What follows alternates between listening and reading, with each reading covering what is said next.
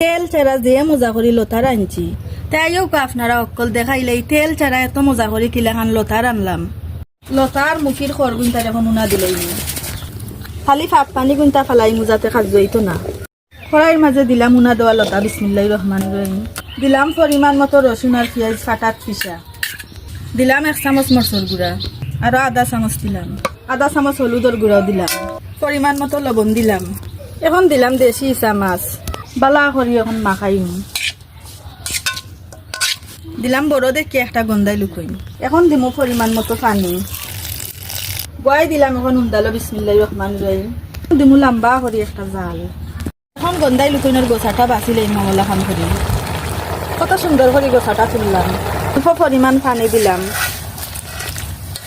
এখন একটু লাড়িয়া সারিয়া দিমু বালা করে। ওই গেছে গিয়ে আমার তেল ছাড়ালো কারণ এখন আমি লামাই লেরাম।